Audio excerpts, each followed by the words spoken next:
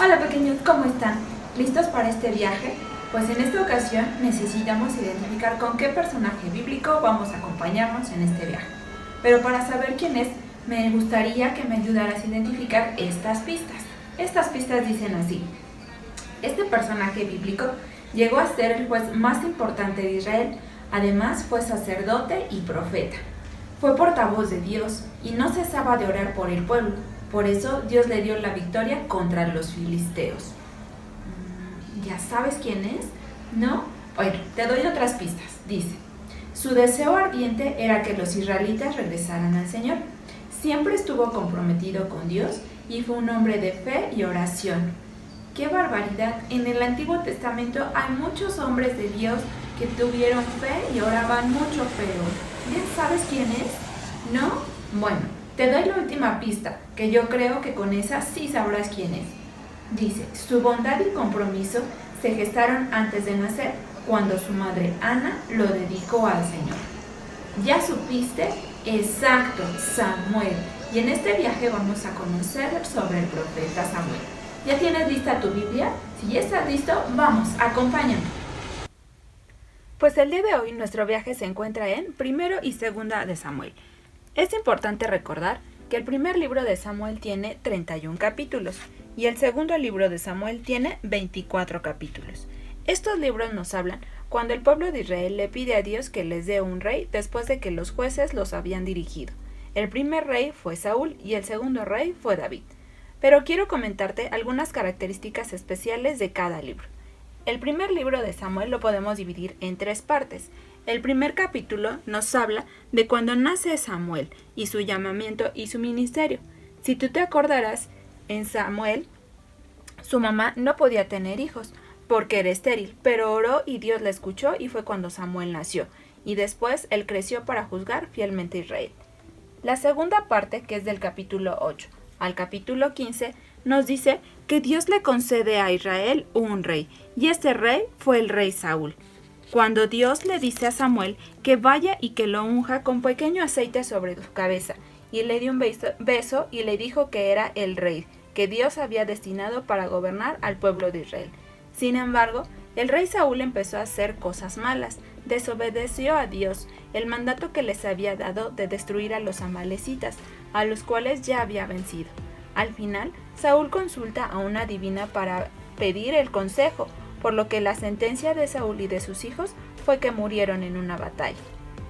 La tercera parte habla del capítulo 16 al capítulo 31, y es que, al ver Dios el comportamiento del rey Saúl, designó al profeta Samuel para ir a buscar a la casa de Isaí el nuevo rey. Isaí tenía 7 hijos, y cuando llegó el profeta Samuel a su casa, le dijo que mostrara a cada uno de sus hijos, y al ver al hijo grande que tenía una gran apariencia, pensó que él iba a ser el rey. Pero el Señor le dijo a Samuel que no era él, porque no mirara el exterior, sino que Dios mira el corazón. Y así pasó por el segundo y el tercero hasta llegar al 7º hijo.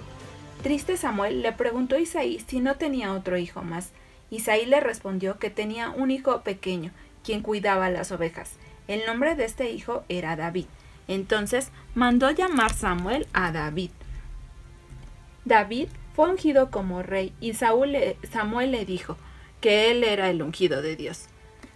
La presencia de Dios se manifestó sobre David y se hace más patente cuando mata al gigante filisteo Goliat. David gana esta batalla y hace amigo incondicional de Jonatán, el hijo mayor de Saúl. David se convirtió en una amenaza creciente para Saúl, por ello Saúl lo quiso matar, pero David en 2 ocasiones le perdona la vida a Saúl, porque reconocía que Dios había puesto a Saúl como rey. El segundo libro de Samuel se puede dividir en 4 partes. En él se hace un repaso de los sucesos más importantes ya del reinado de David. Este reinado duró 40 años. La primera parte habla de lo siguiente. Habla cuando David une a las tribus del norte y del sur de Israel para hacer una sola nación. David muestra misericordia con la familia de Saúl y gobierna con justicia e imparcialidad. Trae a Jerusalén el arca que fue construida en el monte Sinaí y desea edificar un templo permanente como lugar para depositar el arca.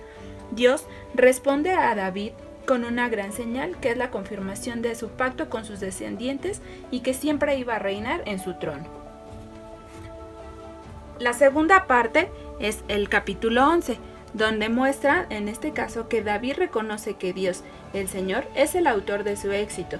No obstante, cuando está en el punto más alto de su influencia, David abandona sus principios y comete adulterio con una mujer llamada Betsabé.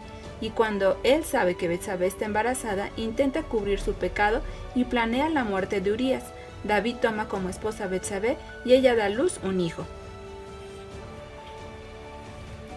La tercera parte se encuentra del capítulo 12 al capítulo 20.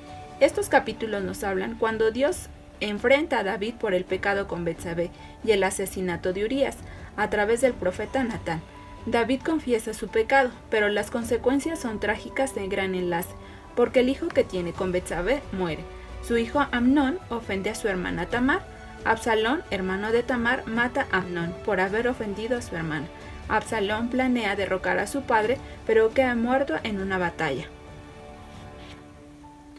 Y la última parte, que es del capítulo 21 al capítulo 24, nos habla cuando David hace una descripción de lo grande que ha sido Dios para con él, y describen las palabras y las obras que él hizo.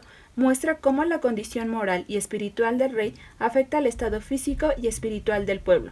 La nación de Israel disfruta la bendición de Dios cuando David es obediente y sufre dificultades cuando David desobedece a Dios. Qué gran bendición, pequeños, el escuchar que como Dios te escoge a ti desde pequeño. David fue escogido muy pequeño, pero algo que Dios vio fue su corazón. ¿Qué significa? Que Dios siempre ve lo más profundo de tu corazón y de tus pensamientos. Por eso nosotros no debemos de juzgar por las apariencias, sino conocer a las personas. Pero también lo importante es saber que así como Dios vio el corazón y los pensamientos de David, así los ve en ti, y Dios quiere que tu mente, tu corazón, tus pensamientos, tus actitudes sean conforme a su corazón, conforme a sus propósitos, conforme a sus planes, ¿verdad? Por eso es importante que tú y yo sigamos buscando de la presencia de Dios para que juntos sigamos creciendo en Él. Y así como el profeta Samuel oraba de día y de noche, así nosotros sigamos orando ante la presencia de Dios. Dios te bendiga mucho. Soy la hermana Keren, la paz de Dios.